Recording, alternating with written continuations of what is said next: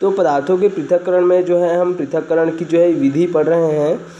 तो आज हम लोग पढ़ने वाले हैं इसी कड़ी में जो है चौथा पृथक्करण की विधि पढ़ने वाले हैं, चुंबकीय पृथक्करण। क्या पढ़ने वाले हैं हम?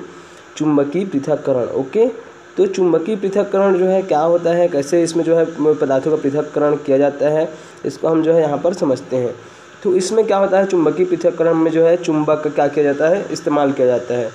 आपने देखा होगा कि चुंबक को आप जो है खेलते हैं, है ना, बचपन में जो है आप उसी अवस्था में है तो आप जो है चुंबक को जो है खेलते भी है बहुत, है ना।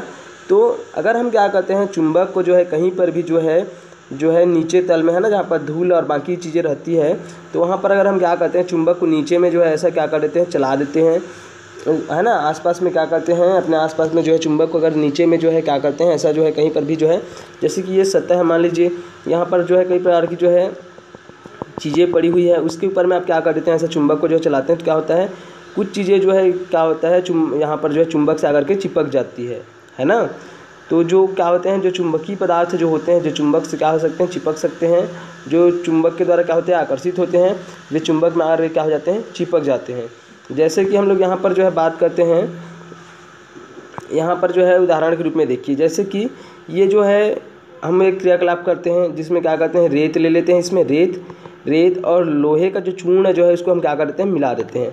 मिलाने के पश्चात हम क्या करते हैं, चुंबक लेते हैं, चुंबक को जो है इसके समीप में क्या करते हैं, लाते हैं, जैसे कि ये वाले चित्र में लाया गया है, ठीक है ना। तो जो लोहे का जो चूर्ण जो रहता है क्या हो जाता है, वो जो है आकर के इसमें जो है क्या हो जाता है, जो ये जो चुंबक है इसमें क्या हो जाता है, चिपक जाता है, ठीक है ना। तो लोहा यहाँ पर क्या है, लोहा जो है यहाँ पर जो है चुंबकीय पदार्थ है, इस कारण चिपक रहा है। लेकिन रेत जो है क्या चुंबकीय पदार्थ है क्या? नहीं है, इसी कारण से रेत जो है नहीं चिपकेगा। तो इस प्रकार से हम क्या करते हैं, ये जो चुंबक है इसको जो है तब तक यहाँ पर जो है आसपास में जो है ऐसा जो है लाते रहते हैं जब तक जो है पूरी तरीके से क्या ना हो जाए, लोहे का चूर्ण जो है आकर के चिपक न जाए। और जैसे ही लोहे का चूर्ण चिपक जाता है नीचे में क्या बच जाएगा, रेत बच जाएगा, है ना, रेत बच जाएगा।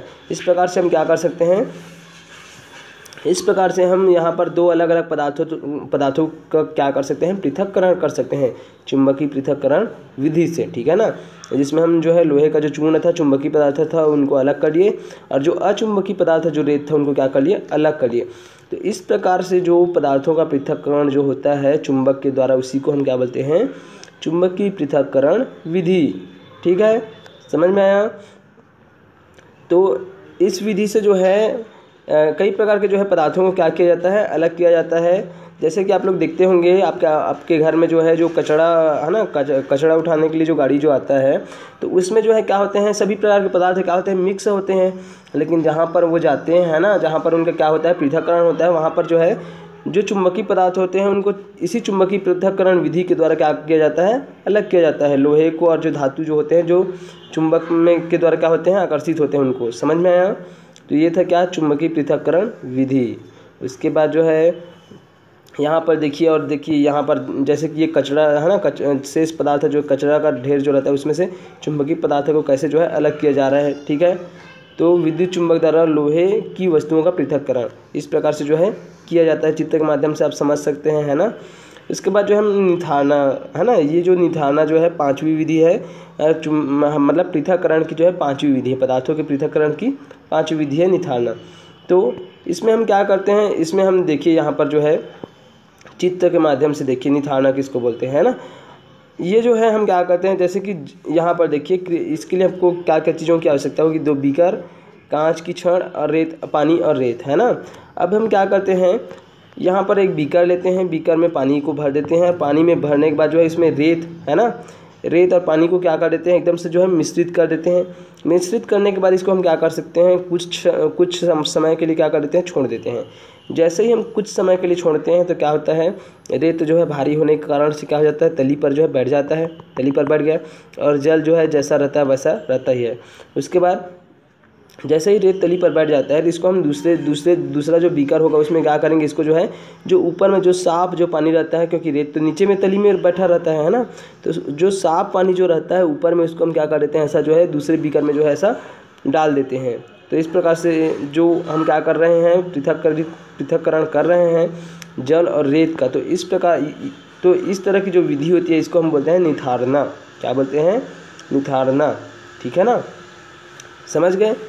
इसी विधि को हम क्या बोलते हैं, निथारना बोलते हैं, जिसमें जो अविलेय पदार्थ जो होते हैं, है ना, जो अविलेय पदार्थ होते हैं उनको क्या किया जाता है, अलग किया जाता है। ठीक है, जैसे कि यहाँ पर रेत और जल को जो है रेत से जो है क्या किया गया, यहाँ पर अलग किया गया। तो इस प्रकार की विधि को हम बोलते हैं निथारना। समझ में आया यहाँ तक। और यहाँ पर देखिए, जैसे कि यहाँ पर और एक उदाहरण देख लीजिए, जैसे कि यहाँ पर ये देखिए, यहाँ पर तेल है ना, यहाँ पर एक और क्रियाकलाप समझते हैं हम। पानी ले लिए, क्या ले लिए, पानी ले लिए, और पानी ले लिए और क्या ले लिए, यहाँ पर पानी ले लिए, है ना, पानी ले लिए, और यहाँ पर हम क्या ले लिए, तेल ले लिए। तो तेल जो है वो जो है एक अविलेय पदार्थ है। क्या है, अविलेय पदार्थ है, मतलब पानी में ये जो है घुलता नहीं है। ठीक है ना, तो घुलता नहीं है तो इसको क्या करते हैं, हम घोलने की कोशिश करते हैं। शुरू में जो है इसको जो है ऐसा जो है पृथक करके कीप लेते हैं, और ले करके उसमें क्या करते हैं, एक परख नली लेते हैं, उसमें क्या करते हैं, पानी और तेल को जो है घोलते हैं अच्छे से। घोलने के बाद हम क्या करते हैं, ऐसा पृथक करके कीप में डालते हैं। तो और उसके बाद जो है हम कुछ क्षण के लिए इसको क्या कर देते हैं, छोड़ देते हैं।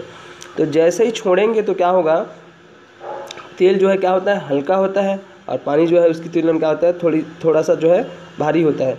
तो तेल जो होगा वो क्या होने लगता है, ऊपर में जो है तैरने लगता है कुछ समय के लिए छोड़ेंगे तो, और पानी जो है नीचे में जो है क्या रहती है, नीचे में रहती है। ठीक है ना।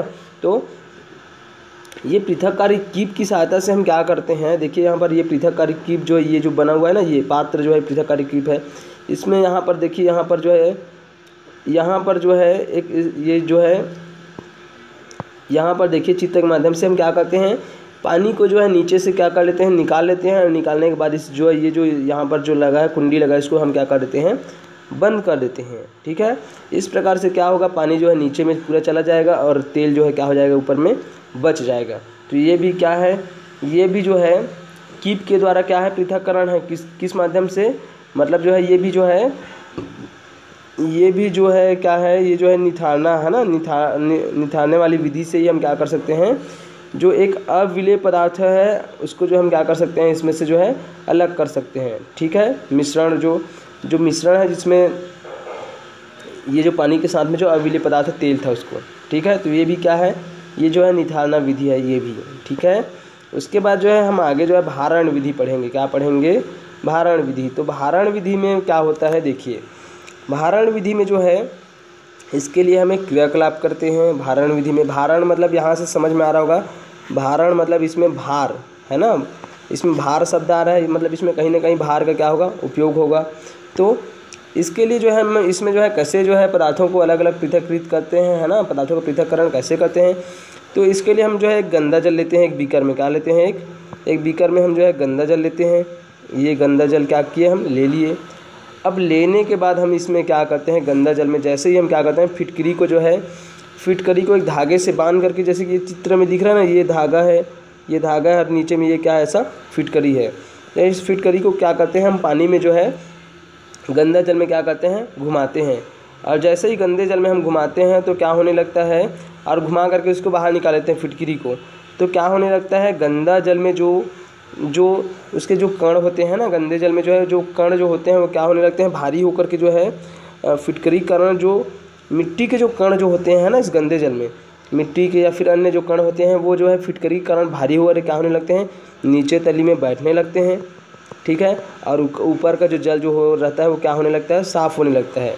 ठीक है, तो इस प्रकार से मिट्टी का जो जल या फिर जो भी कण रहते हैं वो नीचे में बैठ जाते हैं, उसका भार ज़्यादा होने के कारण से, और ऊपर में जो है साफ़ जल बच जाता है। और इस प्रकार से इस साफ़ जल को हम दूसरे बीकर में लेकर क्या कर लेते हैं, जो इसमें अशुद्धि है या फिर जो भी इसमें गंदगी है ना, गंदा है जिसके कारण से मिट्टी का कण हो या फिर और कोई भी कण हो, तो उसको और जो साफ़ जल है उसको हम क्या कर सकते हैं, अलग अलग कर सकते हैं। ठीक है, तो इस प्रकार की जो विधि होती है इसको हम क्या बोलते हैं, भारण विधि। मतलब इसमें हम जो है जो भी गंदा जो पदार्थ जो रहता है, जैसे मिट्टी का कण है या फिर और कई प्रकार कण, उनको हम क्या करते हैं, उनके भार को बढ़ा देते हैं फिटकरी को घुमा करके, और उसके बाद जो हम क्या करते हैं, उनको अलग अलग कर लेते हैं। इस विधि को हम क्या बोलते हैं, भारण विधि। समझ में आया। इसके बाद जो है हम आगे जो है एक और विधि देखेंगे, है ना, अपकेंद्रण विधि। तो अपकेंद्रण विधि को जो है हम नेक्स्ट वीडियो में देखेंगे, है ना। तो आज के लिए बस इतना ही।